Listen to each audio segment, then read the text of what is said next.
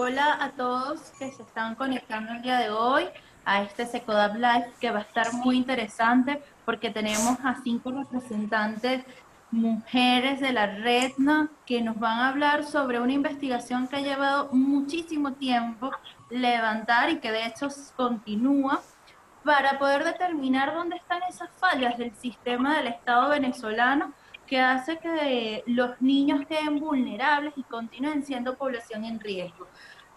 Mi nombre es Vanessa Moreno Lozada y los voy a acompañar a lo largo de esta entrevista, de este Secodab Live, que lleva por nombre el nombre de la investigación que realizó la REDNA, la Red de Derechos Humanos de los Niños, Niñas y Adolescentes. Voy a empezar a este live con Carla Serrano, quien es una de las integrantes de la REDNA y nos va a poder hablar y contar sobre cómo nació esta red, de qué se trata, quiénes están allí y cuáles son sus propósitos. No sé si tú estás por allí, ¿me oyes? Hola, buenas tardes. A ti te escucho perfectamente, Vanessa, y espero que ustedes también me estén oyendo muy bien a mí. Te estamos oyendo Encantada, perfecto. Perfecto. encantada de la Carla, invitación bienvenida. Secodab es uno de los integrantes estrellas de la red, así que estamos en familia aquí. Bueno, Bienvenida. sí, Gracias. un saludo a las personas que se están conectando, que no nos conocen. Permítanme hacerles una muy breve presentación. La REDNA existe desde el año 2006. Es un empeño asociativo que reúne organizaciones sociales, comunitarias, académicas, centros e institutos de investigación y también no solo personas jurídicas, sino también personas naturales, porque tenemos defensoras de derechos de niños, ¿no? Tenemos esa mixtura. Digamos que en la actualidad aproximadamente somos unos 17 miembros, 15 organizaciones, 2 defensoras. Y bueno, nuestro trabajo y digamos lo que nos reúne y convoca es darle vigencia, darle efectividad en la medida de lo posible a los derechos humanos de los niños, niñas y adolescentes desde el paradigma de la protección integral y la Convención de los Derechos del Niño. Maravilloso, Carla. ¿Y ustedes tienen algún eje temático que estén trabajando como con más fuerza o tienen una vista panorámica sobre todo lo que está pasando en relación con los derechos de los niños?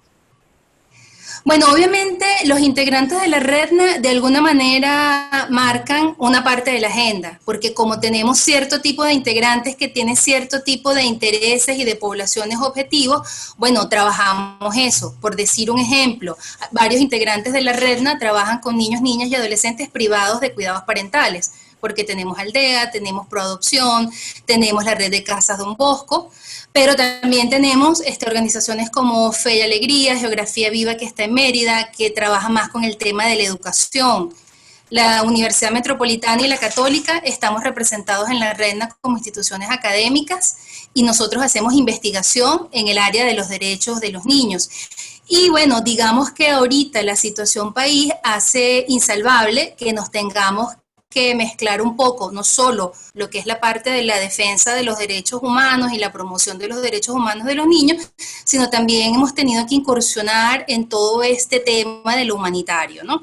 Okay. Para de alguna manera hacer aportes y bueno, hacer incidencia desde allí, ¿no?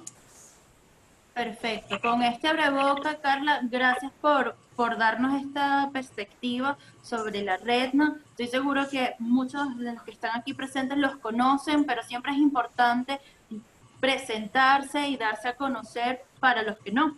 Y en ese sentido, voy a darle la palabra ahorita a Gabriela Boada, quien es una comunicadora social que se ha dado a los derechos humanos. Desde su esquina de batalla, ella ha logrado o está logrando volver a los derechos humanos una agenda diaria de los medios de comunicación.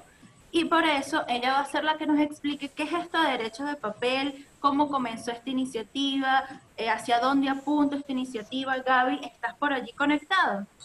¿O nos Sí, escuchas? sí, los Perfecto. escucho perfectamente. Bueno, muchísimas gracias por la invitación. Este trabajo de hormiguitas que nos hemos propuesto desde Caleidoscopio Humano de convertir justamente el tema de las violaciones de derechos humanos como agenda mediática y en la opinión pública, viene acompañado de justamente la articulación con las organizaciones de la sociedad civil, ese querer hacer redes con los expertos y con las organizaciones que son las que tienen contacto directo con las víctimas y contacto directo a las violaciones de derechos humanos.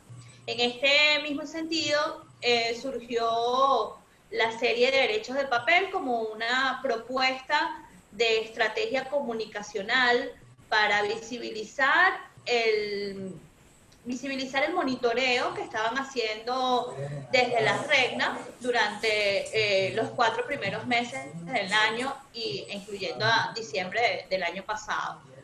Al ver todas estas violaciones de derechos humanos de niños, niñas y adolescentes en medio de este monitoreo, decidimos presentar una propuesta comunicacional desde Caleidoscopio Humano para visibilizar todos los resultados de este monitoreo y de esta investigación. Para nosotros fue un reto porque no solamente propusimos reportajes, trasladar toda esa información para que los medios y la opinión pública en general despertara el interés de este monitoreo que se estaba haciendo y de las violaciones de derechos humanos que estaban siendo más evidentes, ¿no? Y tratamos de convertirlo en serie de reportajes y de audio reportajes o podcast. Bueno, acompañadas con otras estrategias como los tuitazos, todo lo que significa para nosotros los comunicadores desmenuzar todo ese monitoreo y esas cosas tan horribles, tratando de resumirlos en imágenes e infografías. Y fue un trabajo bastante extenso que no se hubiese logrado si no estuviésemos metidos directamente o estuviésemos dentro directamente de estos resultados que encontraron desde la parte de la investigación del equipo de la REGNA. Y para nosotros fue realmente impactante ver cómo algunos medios de comunicación, por el mismo trote, la misma información diaria, son tantas informaciones que salen, una cosa tapa la otra, cómo los medios de comunicación no tenían, digamos, a pesar de que habían reseñado estos hechos, pero no tenían, digamos, esa perspectiva de que esto era un patrón de alguna forma silencioso. Aunque era visible, era silencioso. Los casos quedaban, las cosas ocurrían y ya. Entonces, Derecho de Papel nos dio como esa apertura. Gaby, entonces entiendo que tienen ustedes desde diciembre de 2019 haciendo esta evaluación. Sí, desde 2019 se está haciendo el monitoreo, pero la serie arrancamos a finales de marzo con todas estas informaciones que íbamos encontrando y recopilando en los medios de comunicación. ¿Cómo definieron las áreas a trabajar? Ay, perdón, disculpa. ¿Cómo definieron las áreas a trabajar? Porque veo que hay salud, alimentación, educación, hay justicia. ¿Cómo se definió eso? Sí, específicamente como eran tantas violaciones y había diversos temas, tratamos de segmentar estos temas para que se trabajaran de manera diferenciada por derecho. Logramos hacer estos reportajes, digamos, de esa forma, y la información fluyó bastante, sobre todo con el impacto que queríamos ofrecer, justamente con todo el tema de la propia sistematización y segmentación de estas informaciones. Ok, y las dificultades, porque entiendo que ustedes revisaron una cantidad de medios y además algunas ONGs que también hacen monitoreo o hacen reseñas de casos, de situaciones. ¿Cuáles fueron esas dificultades que se encontraron? Bueno, desde el área comunicacional, ya desde la otra perspectiva te comentan las investigadoras, pero desde el área comunicacional yo creo que el reto que al que nos enfrentamos, para no llamarlo dificultades, porque creo que lo superamos de manera en conjunto, el reto era justamente eso, la información salía, pero se olvidaba, se quedaba en el tintero. Se normalizaba en muchos casos, no generaba reacciones, no generaba empatía y sencillamente estaba la información publicada y más nada. La serie de Derechos de Papel logró que justamente esta información que recopilamos, aunque fue a destiempo, no era un tubazo, logró ser tubazo en el sentido porque estaba una información jerarquizada que te mostraba una serie de patrones que ha venido siendo recurrente. Entonces entiendo que el éxito que ustedes tienen es porque sistematizaron todas estas informaciones, todos estos casos que le están ocurriendo a nuestros niños y los lograron unir y demostrar que esto tiene un patrón más allá de lo que se cree que es un caso en Táchira o un caso en el estado Bolívar. Es correcto, es correcto. Perfecto, maravilloso, Gabriela. Gracias por acompañarnos. Voy a darle la palabra en este momento a Lorena Liendo, otra de las integrantes de la REDNA. Por aquí Carla nos dice que quiere intervenir. Vamos a darle brevemente la palabra para que todas puedan tener un chance, porque somos 5 que queremos participar en este encuentro de Secodab Live. Beatriz, ¿puedes activarle el micrófono? Gracias. Sí, es que en esta introducción que estamos haciendo, antes de entrar como más en materia, me gustaría mucho reforzar una idea con base en lo que acaba de plantear Gabriela. Y es que, o sea, yo sé que lo decimos y no sé hasta qué punto los participantes y otras personas que nos escuchan después vean la grabación, nosotros tenemos total conciencia de lo que implica usar la expresión humanitaria. O sea, cuando uno dice emergencia humanitaria compleja en Venezuela, ¿qué encierra esto?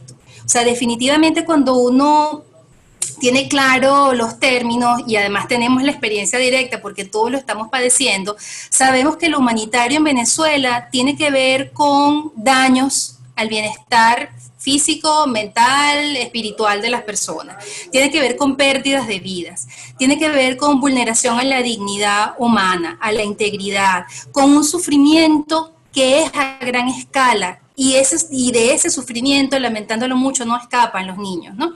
Entonces, claro, en una situación humanitaria, todos los actores nacionales, internacionales, individuales y colectivos, tenemos el mandato de activarnos para proteger a los niños de una manera oportuna y tratar de mitigar este sufrimiento y este dolor.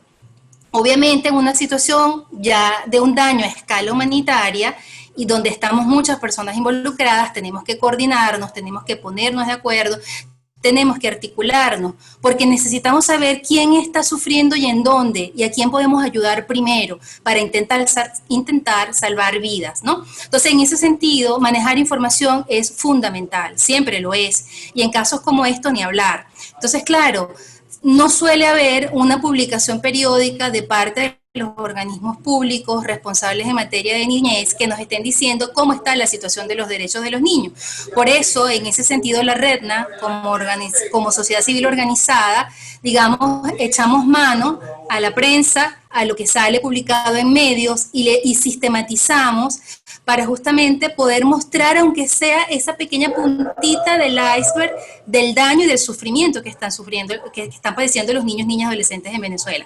Entonces, no es casual el nombre, o sea, ¿por qué pusimos derechos de papel? Porque es una suerte de juego de palabras, de ironía, de decir, mira, hay un montón de derechos que los tenemos en los papeles, pero que no, en lo formal, en la Constitución, en la LOMNA, pero que no lo tenemos en la vida real de los niños. Entonces, por eso un poco jugar con la expresión y por eso bautizamos a la serie de esa manera, porque bueno, estos derechos no tienen que ser papel, tienen que ser mucho más, tienen que ser realidad, ¿no? Entonces, ya, eso era lo que quería agregar a la compañera Gaby. Excelente, Carla. Muy buena esa última precisión sobre el juego de palabras de derecho de papel, porque creo que en Venezuela tenemos muchas leyes y en verdad algunas de ellas son bastante progresistas en cuanto a los derechos humanos, pero al final quedan en papel. Y esta es una pequeña muestra para la población de niños, niñas y adolescentes. Lorena, cuéntanos lo que fue el área de salud para ustedes levantar esa información. ¿Qué hallazgos tienen? Yo por acá tengo algunas preguntas, pero quisiera darte como esa pequeña libertad de explicarnos qué es el hallazgo más importante para ustedes que encontraron en ese monitoreo. Bueno, y reforzando lo que decía Gaby y Carla, al no existir datos desagregados de alguna autoridad competente en el área de infancia, que den cuenta del cumplimiento de los derechos humanos de esta población, fue que decidimos hacer este monitoreo de fuentes secundarias de información. Entre los hallazgos más terribles es que de repente las cifras de mortalidad materna, infantil y neonatal presentan en Venezuela un retroceso de 60 años y la reaparición e incremento de la malaria en un país que fue el primero en erradicarla, de sarampión y de tuberculosis y sífilis en niños, niñas y adolescentes. Y aunque el gobierno anuncia que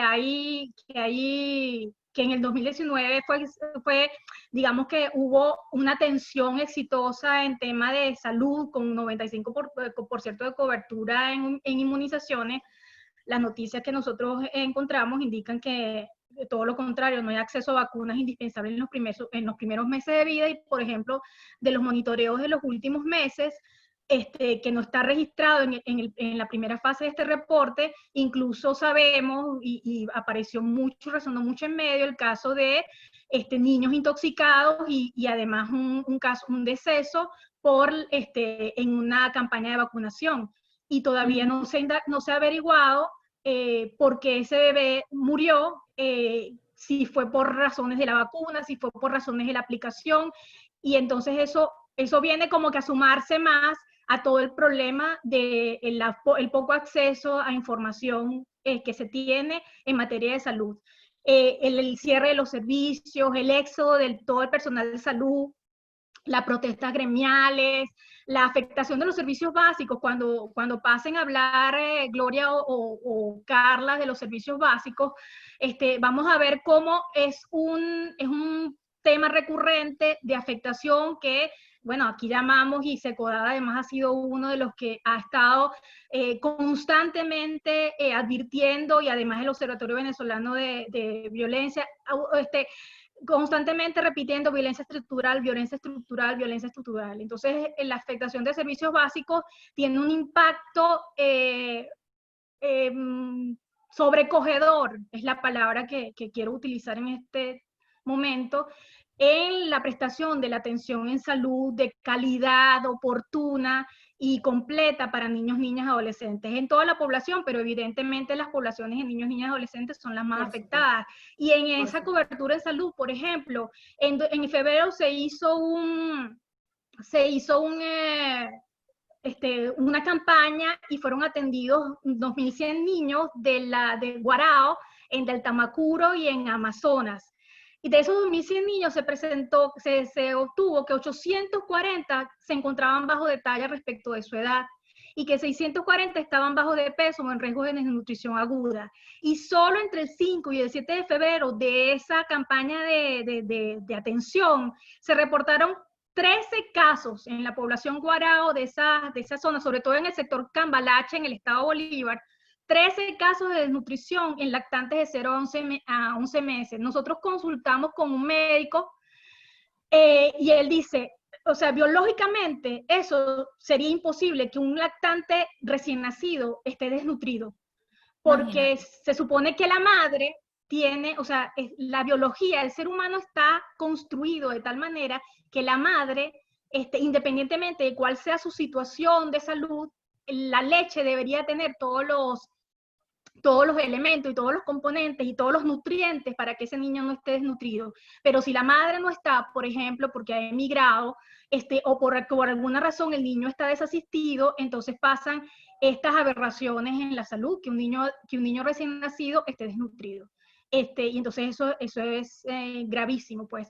Y en materia de salud quisiera también resaltar el efecto que tiene la falla nuevamente de los servicios básicos y de la atención al bienestar de los niños y sus niveles, cómo manejar el estrés. Hace unos días, de hecho, incluso Fernando Pereira de Secodad compartía con nosotros cómo los niños presentan episodios de rabia, de ira, y resulta que lo que está ocultando eso es una gran tristeza, porque los niños están muy afectados. Bueno, los adultos lo estamos, y los niños lo están aún más. Entonces ellos lidian con sus emociones de la manera en que pueden lidiar, ¿no? Y bueno, todo eso viene como que a agravarse cuando se instala la pandemia y en el periodo de cuarentena, tanto las afectaciones en cuanto a la situación psicosocial de las personas, de las familias, y también a la atención en salud, ¿no? Nosotros estamos muy preocupados porque de los casos que se han reportado de coronavirus en Venezuela, al menos el 14% son niños, niñas, adolescentes, pero no sabemos en qué zonas, no sabemos eso, la situación, y no sabemos, incluso si tenemos el reporte de un caso en junio de este año, de un caso de una niña que tenía problemas de hidrocefalia y adquirió coronavirus y desafortunadamente no lo pudo superar. Entonces, por su condición de salud, era una persona vulnerable y no hubo forma de recuperarla y falleció. Entonces, eso fundamentalmente son como, dime. Cuéntame algo. Ahora que hablas de la COVID y también hablas de la salud mental, primero, ¿cómo pudieron monitorear qué situaciones están afectando a los niños en su salud mental? ¿Cómo lo monitorearon? ¿Cómo lo pudieron medir? ¿Qué tal está eso plasmado en los medios? En los medios está plasmado de la manera, digamos que de la manera como crónica y de la manera anecdótica en que los medios pueden reportar estos casos. Nosotros estamos conscientes de que hay un subregistro, nosotros estamos conscientes de que hay situaciones muy graves que incluso los medios no tienen capacidad de reportar, de recoger por las propias restricciones, tanto del contexto como un tema también de censura mediática y de preocupación por la seguridad incluso de las propias personas que trabajan reportando noticias y en el monitoreo. El trabajo con organizaciones que llevan observatorios y los reportes de estas organizaciones y de activistas en el área de derechos humanos nos tiene como que en constante conocimiento de lo que pasa en ciudades como Mérida, en el Zulia, y cómo entonces esos casos que son, digamos que es un dato cualitativo, lo que padece un niño, lo que reporta un niño, lo que dice una niña, y también, digamos que la afectación que se logra levantar en el momento en que conseguimos la noticia de que para detener a una persona que fue acusada de agitar a la opinión pública porque estaba reportando cómo estaba la situación de salud en Barcelona, entonces fueron secuestradas 2 niñas que eran de su familia. Entonces, toda esa situación son expuestos niños, niñas, adolescentes en nuestro país en este momento. Lorena, y en este tiempo de COVID, de pandemia, una de las cosas que establece la LOPNA es el interés superior del niño, y también lo hace la Convención. ¿Cómo se ha podido ver desde el registro de medios que hay realmente eso, interés superior del niño en este momento de pandemia en Venezuela? En el área de salud, por supuesto, en el área de salud. ¿Hay atención personalizada para ellos?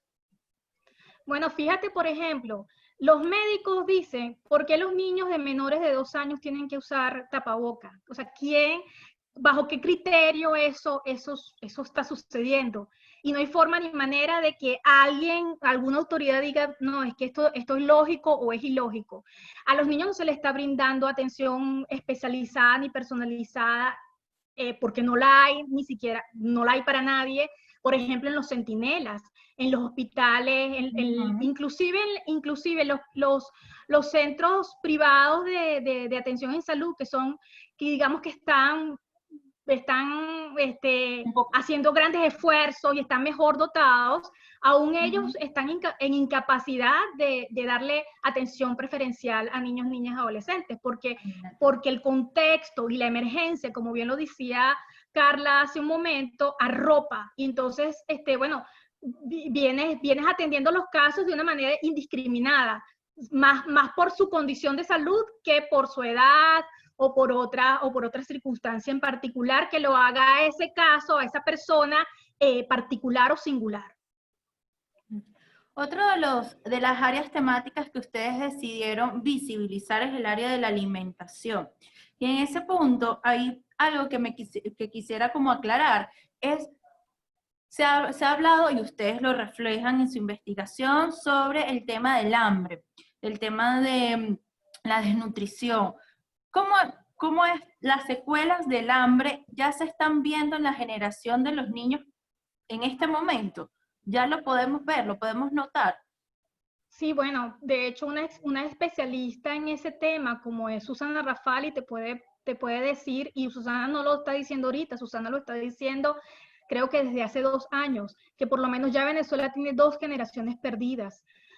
Porque esos niños, la desnutrición en la primera infancia genera un efecto en el organismo irrecuperable. Entonces ya sabemos que son venezolanos y venezolanas que no van a poder, por ejemplo, aportar al desarrollo de la manera en que todos quisiéramos.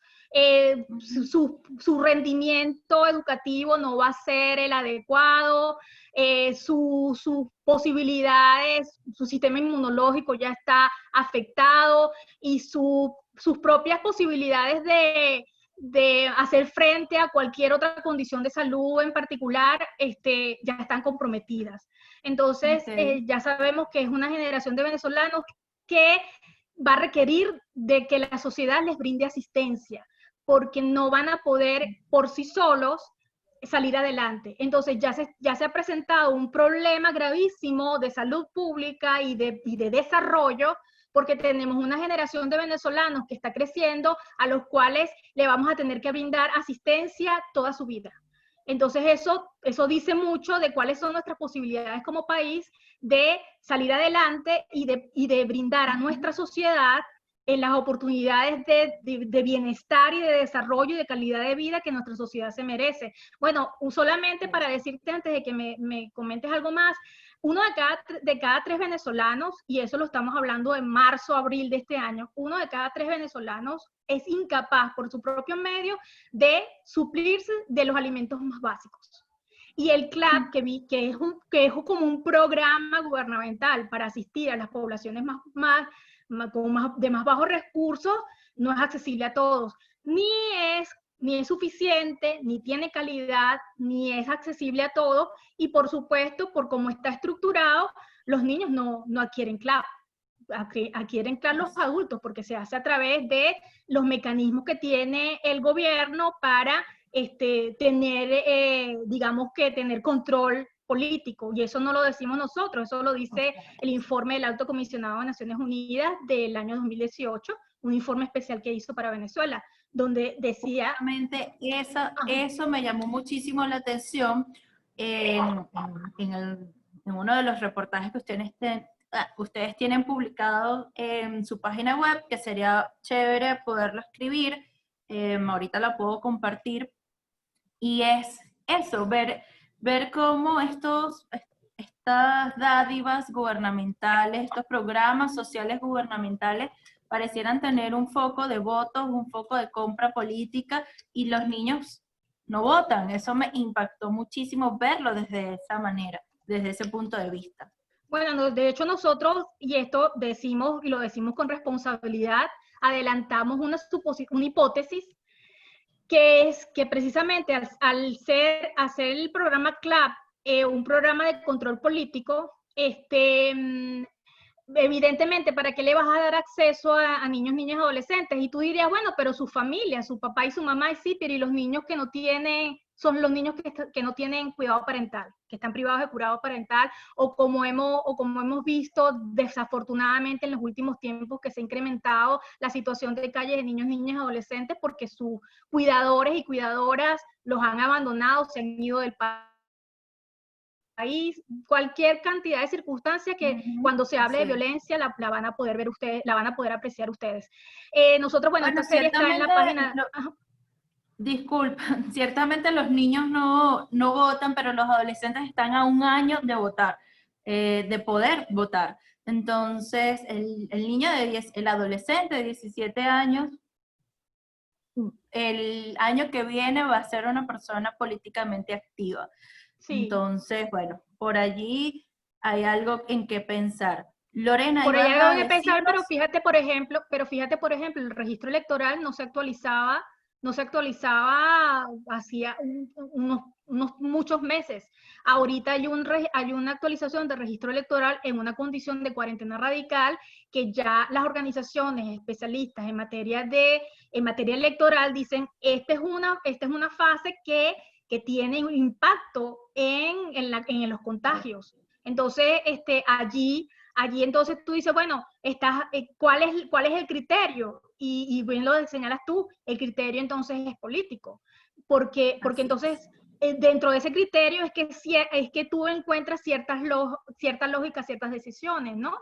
Y bueno, sí, nosotros somos bastante puntillosas y puntillosos en Redna respecto a estos temas porque a la infancia incluso, aunque es uno de los principios que se amparan en la convención y además está en el articulado de la LOPNA, a los niños en realidad no se les da espacio para participar, no se les da espacio para demandar sus derechos, no se les está escuchando. Entonces, nosotros de alguna manera tenemos que habilitar como ciudadanos y ciudadanas grandes, personas de mayores de edad, tenemos que habilitar esos espacios y los mecanismos y facilitar esos procesos, porque no es hablar por los niños, es permitir que ellos hablen y interactúen y demanden ellos sus derechos, porque ¿quién es mejor que ellos y ellas para decir qué es lo que los afecta?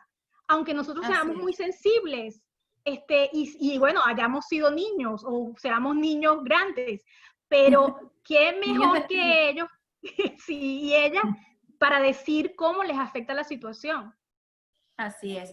Bueno, y eso seguramente tendrá mucho que decir Elías, que está conectado en este momento y es uno de los adolescentes que siempre está participando y buscando sus espacios en el mundo de los adultos, como diría Ángel Yeimar, que más adelante vamos a poder ver un video de ella. Muchísimas gracias, Lorena, por esta intervención. Voy a dar paso nuevamente a Carla. Carla, ¿estás por allí?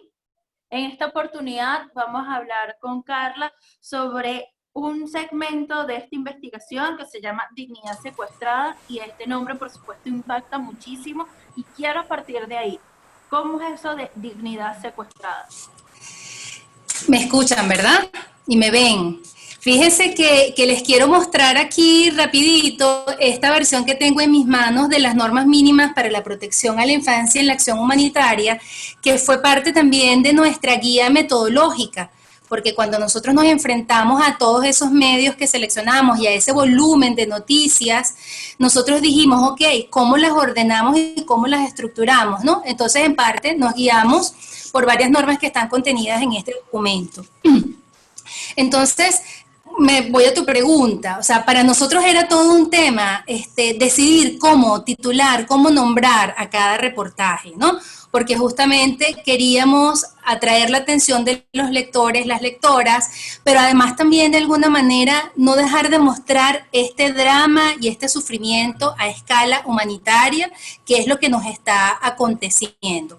Entonces, allí tuvimos mucho debate y al final nos pareció, justamente porque la infancia no es una edad o no es una etapa del desarrollo humano por la que deberíamos estar pasando por esto, porque además en el caso venezolano, nuestra crisis, nuestra emergencia humanitaria compleja ha sido de instalación lenta pero progresiva. Nosotros venimos transitando ya varios años este proceso, o sea, no es una situación humanitaria como se ha presentado en otros países, que es que hay un terremoto y de un día para otro te ves en la situación situación y de un día para otro te ves en la situación de emergencia humanitaria. Aquí esto ha sido progresivo, y en ese progresivo que nos van quitando, cortando, cercenando, sentimos que a todos, adultos y a niños, nos han ido secuestrando esa dignidad, ¿no? Porque ya bañarse es un lujo, prender la hornilla de tu cocina para hacerte comida, que tu mamá o tu papá te cocinen es un lujo,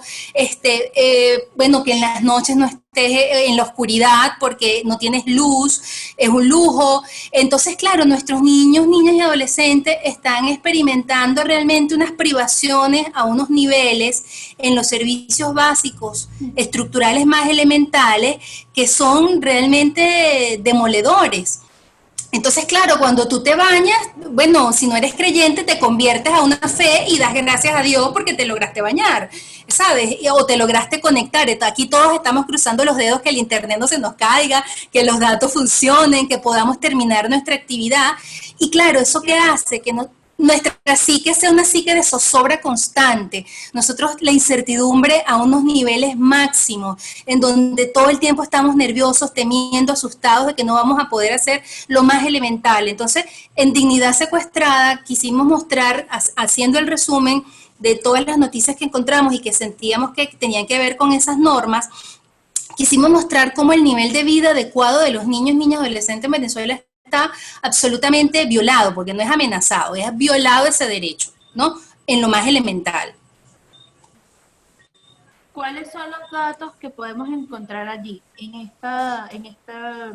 O sea, hay muchos, pero por ejemplo ahorita me viene la memoria y es que nosotros vamos haciendo ese proceso de ir revisando las noticias y estructurando el reporte, y sufrimos mucho porque tú lees que hay niños que sufrieron quemaduras casi que en todo su cuerpo, porque bueno, hay fallas de gas en su comunidad y los niños no tienen cómo cocinar, y hay todo un tema en la distribución del gas doméstico, y entonces ya sea una protesta o ya sea que tú mismo tienes que ver cómo haces para resolver, o porque tienes que cocinar a leña, hay niños que están quemados, hay niños que han perdido la vida. Nosotros registramos en este primer semestre, si no me falla la memoria, el caso de una niña en Apure, una niña pequeña, que murió producto de esta situación. También logramos registrar, porque apareció en prensa, el caso de un adolescente que muere porque estaban tratando de cavar en un pozo para conseguir agua y poder tener agua corriente y de rutina en tu comunidad. Entonces son ejemplos como ese. Bueno, el tema de la gasolina, que es otro que se nos sumó. Entonces también hubo adolescentes, el caso de un adolescente que muere en un accidente que se dio en una cola de carros que estaban en la madrugada o pernoctando desde la noche anterior para poder suministrar gasolina. Entonces, ¿sabes? O sea, y además ahí hay que reconocerle todo el trabajo a ustedes, los periodistas, que tienen la sensibilidad para irnos contando esas historias, que nosotros lo que hicimos fue como ordenarlas y sistematizarlas.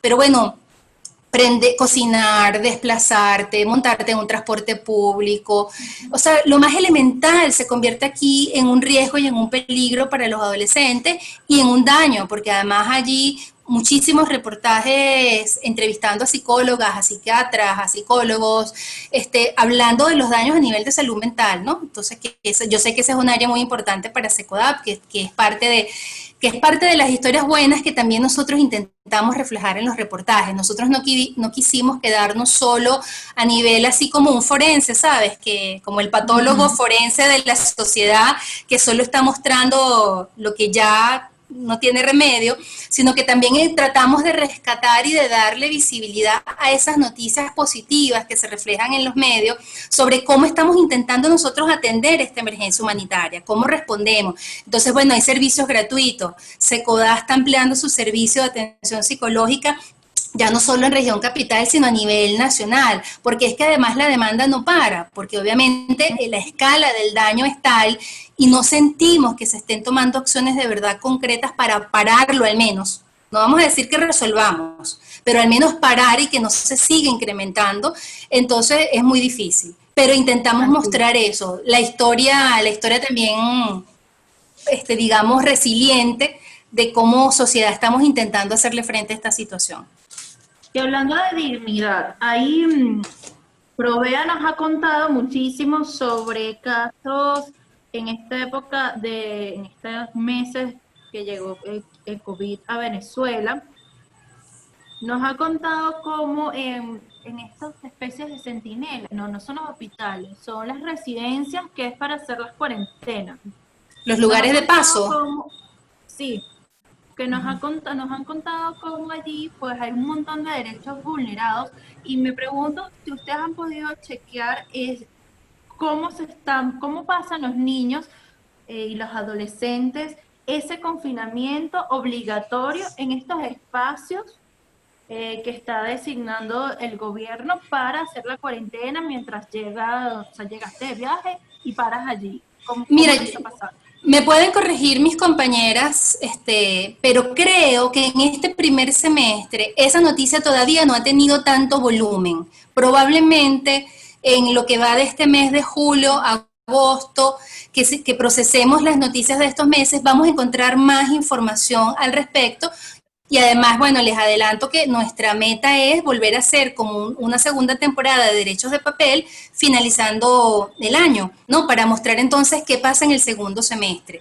Pero bueno, ahí, más allá de que ahora no lo hayamos leído, Vanessa y demás compañeros y compañeras, uno lamentándolo mucho, lo que observa es la tendencia de lo que viene pasando en el país. O sea, ahí hay una omisión enorme. Tú ves noticias y no aparecen autoridades públicas responsables en materia de niños dando la cara. Ahí va a ser muy importante la intervención que va a hacer Gloria hacia el final de esta sesión de hoy.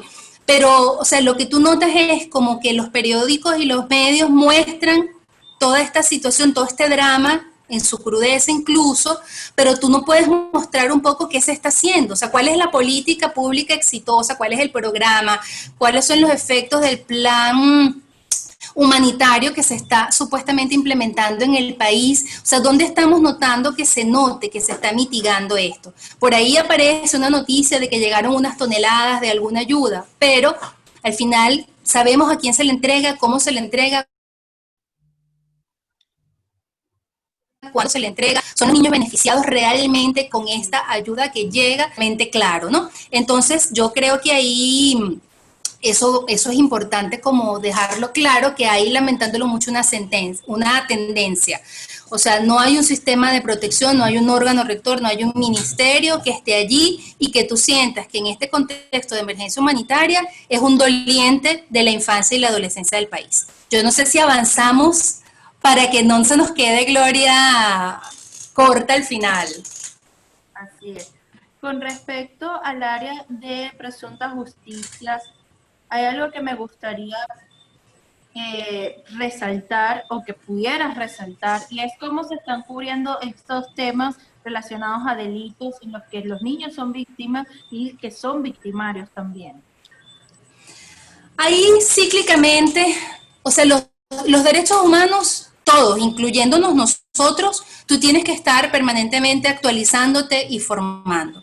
O sea, que hemos pasado, además, bueno, en un contexto de migración forzada, sabremos que, bueno, ha entrado y salido gente del país, profesionales que en algún momento estaban formados, ahora quizás ya no están, y tú tienes que volver como a sensibilizar y formar y capacitar a personas que se están incorporando a trabajar en distintas áreas. Entonces, te digo que la impresión que tuvimos es que dentro de todo no era tan malo. O sea, sentimos que definitivamente hay todavía como un cuidado de no estigmatizar tanto a los adolescentes, porque la verdad es que no encontramos noticias en donde abunden adjetivos o palabras muy altisonantes. Claro, al final la delincuencia siempre tendrá mala prensa, la hagan adultos, la hagan adolescentes, ¿no? Pero la verdad es que sentimos que pudiera ser peor.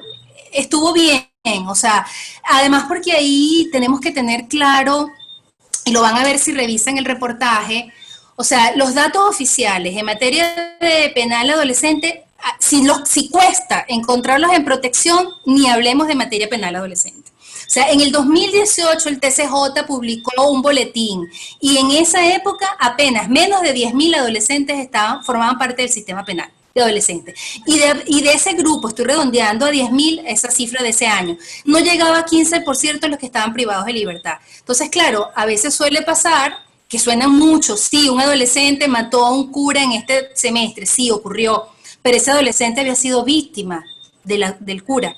porque se presume que habían abuso sexual previo.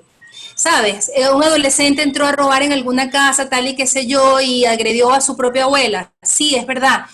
Pero cuando uno ve el grueso estadístico, la verdad es que es muy bajo el porcentaje de adolescentes en Venezuela que estén involucrados en hechos punibles. O sea, más bien yo creo que ahí hay que destacarlo. Muchos adolescentes en este país yo creo que están haciendo todo el esfuerzo por hacerle frente a esta crisis y a esta emergencia humanitaria que es enorme y que a todos nos aplasta prácticamente, ¿no? Muchísimas gracias por esta intervención, Carla. Vamos a darle paso a un pequeño video que nos deja Ángel Yeimar Gil, quien también participó en este seriado y no pudo conectarse con nosotros a través de Zoom, sin embargo está escuchándonos vía telefónica. Les voy a compartir este video. Si tienen algunas preguntas que hacerle a Ángel Yeimar, las recogemos en el chat para luego poder conversar con Gloria Perdomo, que nos va a dar como esas conclusiones de este trabajo que se hizo en los primeros 4 meses de 2020.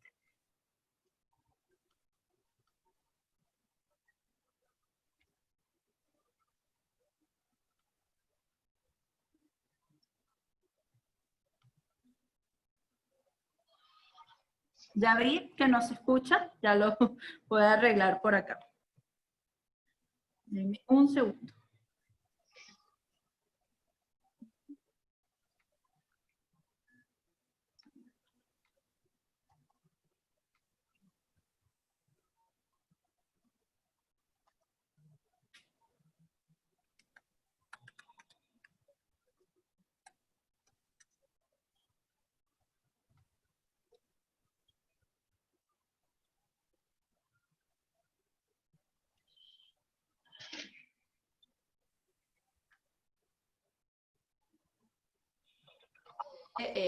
La Red por los Derechos de los Niños, Niñas y Adolescentes, y formo parte de monitoreo y análisis de información de datos secundarios a partir de los medios de comunicación. Dos acotaciones antes de comenzar que me parecen importantes hacer, que seguramente ya mis compañeros hicieron, pero como yo estoy no en vivo, me puedo tomar el atrevimiento de hacerlo. El primero es agradecer a SECODAP por haberse hecho eco de este trabajo que venimos realizando, que además es importante que la sociedad conozca. Y en segundo lugar, felicitar a los niños, niñas y adolescentes, porque ayer fue el Día del Niño. Además, felicitarlos por mantener la inocencia, por mantener la esperanza de un mundo mejor y por seguir recibiéndonos con sonrisas en sus rostros, que además son la razón que nos mueve y que nos motiva a seguir trabajando por restituir sus derechos y por exigir que se cumplan sus derechos en un país que realmente se constituye en un espacio peligroso para los niños, niñas y adolescentes, como vamos a ver en esta información que yo les voy a compartir. A mí me toca hablar de lo que conseguimos en este estudio en relación con los peligros, las lesiones y las muertes de los niños, niñas y adolescentes. Primero debo aclarar que nosotros hicimos una separación entre peligros, lesiones y muertes y entre abuso sexual y violencia basada en género, y vamos a hablar, en este caso voy a tratar de en los aproximadamente 10 minutos que debo hablar con ustedes, comentarles qué encontramos en esas dos áreas, ¿no? Pero en el ámbito de peligros, lesiones y muertes, además hicimos una diferenciación entre violencia directa y violencia estructural. Entendía la violencia directa como la violencia ocasionada por personas identificadas, particulares, y la violencia estructural, que es una responsabilidad exclusiva del Estado venezolano, por acción o por omisión. Lo primero es decir que, bueno, en el marco de este análisis de 4 meses, nosotros registramos e individualizamos a 188 niños, niñas y adolescentes que fueron víctimas de lesiones en el país. Y además de eso, 96 niños, niñas y adolescentes fallecieron. Son datos bastante grandes, bastante importantes y alarmantes, ¿no? En el caso de los fallecidos, 19 fueron productos de la acción de la delincuencia, 10 murieron por la acción de algún familiar o alguna persona de su medio íntimo familiar, 2 murieron por la acción o la omisión de un cuerpo de seguridad del Estado. En ese caso recuerdo el adolescente que fue perseguido por el CONAS y le dispararon y lo mataron. Y el otro adolescente, que fue también una situación que nos generó ruido porque lo que apareció en los medios pues no era como muy claro, un adolescente que estaba en situación de detenido por responsabilidad penal.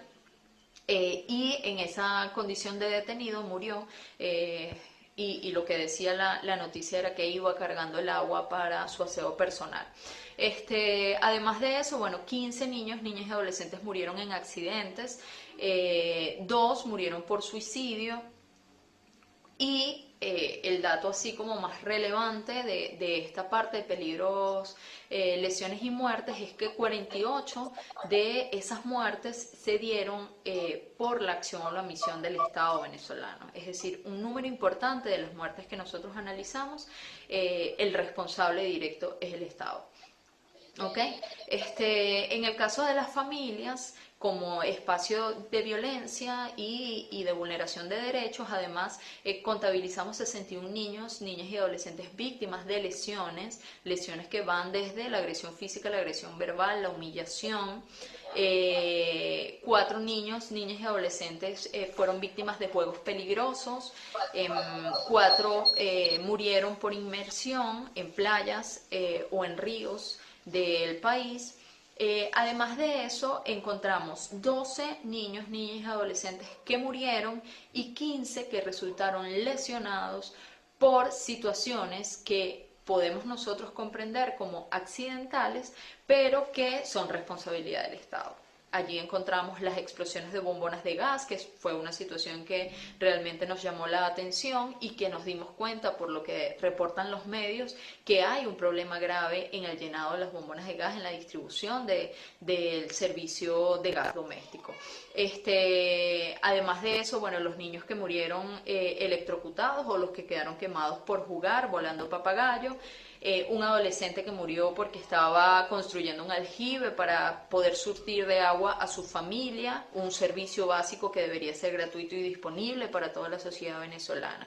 Entonces nos damos cuenta con estos datos que la situación de los niños, niñas y adolescentes es bastante complicada. Importante, de los niños, niñas y adolescentes que murieron en manos de la delincuencia, la mayoría eran adolescentes entre 15 y 17 años, y en el caso de los niños, niñas y adolescentes que murieron en manos de su familia, la edad disminuye de 0 a 5, es decir, es la primera infancia la víctima principal de la agresión de familiares. ¿Ok? Y bueno, por otro lado, para tratar de aprovechar el tiempo, en el caso de abuso sexual, encontramos 52 niños, niñas y adolescentes víctimas de este delito, y un elemento resaltante de esos datos de abuso sexual es que no todos se dieron en el medio íntimo familiar, como uno pudiera suponer que sucede, que el abuso sexual está más cercano a las personas con las que convivimos y que tienen una relación directa con los niños, niñas y adolescentes. En este caso no fue lo que encontramos en esta investigación, ya que solo el 12.7% de los casos se referían a victimarios dentro del medio íntimo familiar, papás, tíos y padrastros y abuelos en algunos casos. Pero el 50.9% los victimarios estaban fuera de la casa, estaban vecinos, estaban docentes, estaban responsables de actividades extraacadémicas. En un caso, una persona se disfrazó de médico y entró a un hospital público y abusó sexualmente de una niña. Son situaciones bien complejas, prevenibles, pero que pues llaman la atención, ¿no? Y creo que lo importante de conocer estos datos es poder buscar alternativas para que disminuyan estas cifras, ¿no? Y que disminuyan estas situaciones. Bueno, en el caso del abuso sexual en el ámbito familiar, recordamos el caso de Yosiel, acá en Caracas, del niño de 3 años que fue abusado, que murió y que fue lanzado al Guaire, pero particularmente nos llamó la atención el caso de 2 adolescentes de 15 años, una en Zulia y una en Anzoátegui, que fueron abusadas sexualmente por sus papás, respectivamente, repetidamente por varios años. Una de ellas además quedó embarazada y fue obligada a abortar. Entonces son situaciones bien complejas. Además de esto, encontramos que el 50.9% de las víctimas están fuera del hogar y que el 36.3% de las víctimas fueron víctimas de personas relacionadas con alguna religión, evangélicos y católicos particularmente, que son además denuncias, si bien individualizadas, son muchos los niños que son víctimas, en un caso 11, en el otro 5, en el caso de los Andes, del padre que murió en manos de un adolescente, que se convirtió en victimario, también fue el padre fue victimario de otros niños, incluido el hermano de 10 años. Entonces son situaciones que colocan en riesgo a los niños, niñas y adolescentes, que dejan marcas importantes para su vida, para su desarrollo, que en el caso de los que mueren son irreparables, son situaciones irreparables, en las que además no hay ni siquiera la atención por parte del Estado para la reparación de las víctimas o de los familiares, y en el caso de los lesionados son lesiones que marcan la vida y que generan daños que permanecen en el tiempo y que colocan en una situación de vulnerabilidad mayor a los niños, niñas y adolescentes que la sufren. Entonces yo creo que vale la pena reflexionar esto que estamos nosotros encontrando en este trabajo, y bueno, Gloria, que va a hablar después de mí, va a hacer algunos comentarios en relación a el llamado de atención al Estado y a qué cosas pues nosotros creemos que pudieran revertir esta situación tan dramática.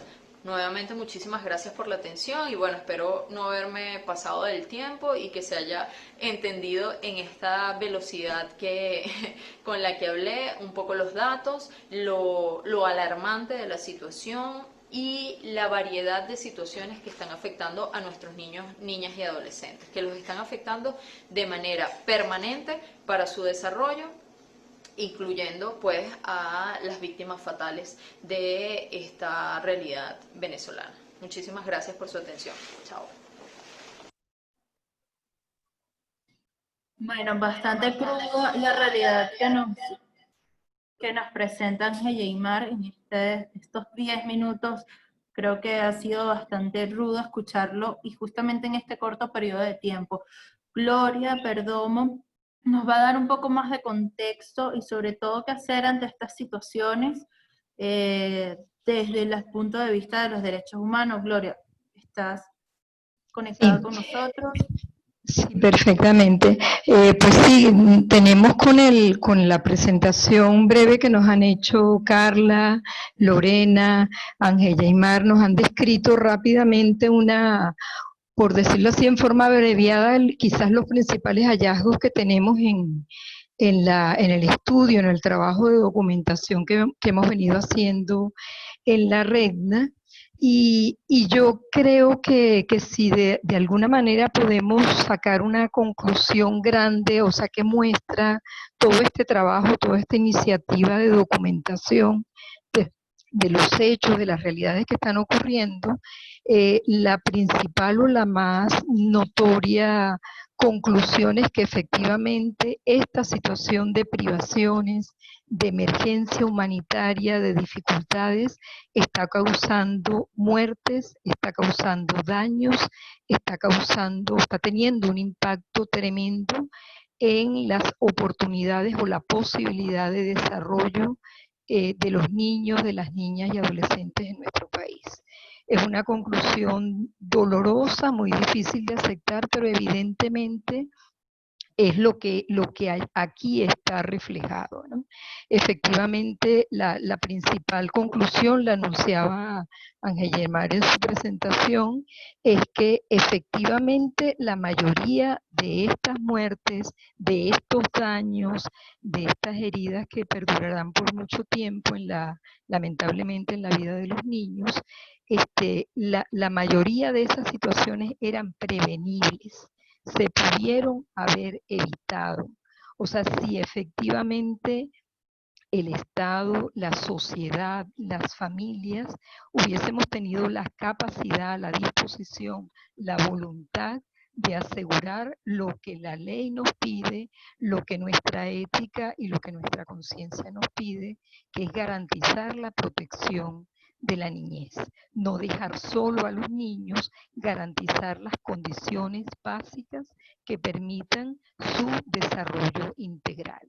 Y en términos de muy claros habría que decir, son muertes evitables, son muertes que efectivamente se pudieron haber controlado. Cuando uno examina los datos, así como los que acaba de mostrar Ángel Guimard, que encuentra uno que alrededor del 67% de las muertes, refiriéndonos exclusivamente a muerte, tienen como causa directa, inequívoca, la omisión, la falla, la precaria prestación de los servicios por parte del Estado.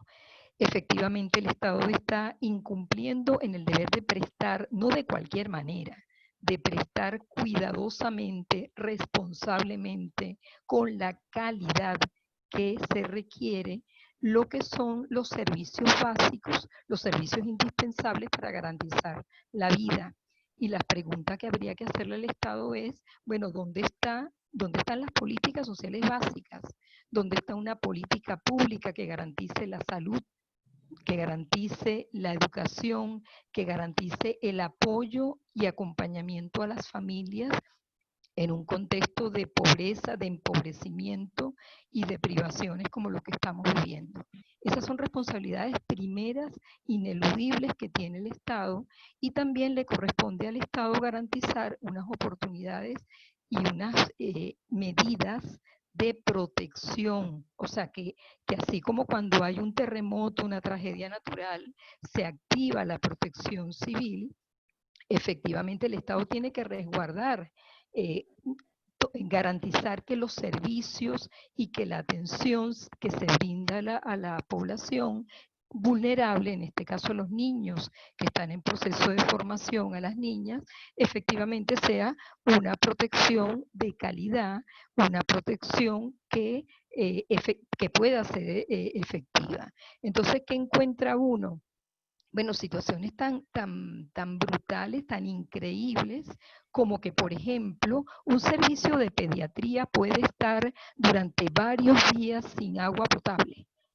O sea, es admisible que un servicio neonatal tenga interrupciones del servicio eléctrico, sabiendo que la vida de las criaturas, de los niños enfermos, dependen del suministro de los equipos que están allí prestando, y que no haya cómo atender esa emergencia de que se va la luz. O sea, es insólito encontrar, por ejemplo, que los principales hospitales públicos del país, de ellos hemos encontrado noticias y datos que nos informan que no hay baños públicos, o sea, que no hay servicio de electricidad, que fallan los equipos más básicos, que en un accidente que hubo, por ejemplo, en Guarena, un niño no pudo ser atendido en el hospital de Guarena porque ni siquiera había algodón, ni siquiera había cómo trasladar a esa criatura.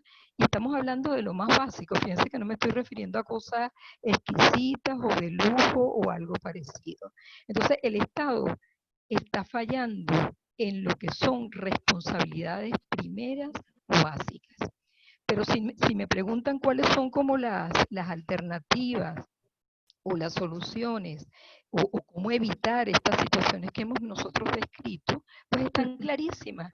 O sea, simplemente que el Estado cumpla lo que la ley le manda a hacer, que el Estado cumpla con lo que son sus obligaciones que están escritas en términos de obligaciones para la prestación de la salud, para el control y la previsión adecuada de las enfermedades, que garantice lo que son medidas básicas en materia de educación, que asegure el acceso a los alimentos, que asegure que exista, bueno, la exigencia altísima que estamos haciendo, o sea, que haya luz, que haya posibilidades de acceso al gas doméstico, que haya posibilidades de transporte para que cuando un niño esté enfermo pueda llegar al hospital o al centro de salud que corresponde. O sea, esas exigencias básicas se llaman derechos.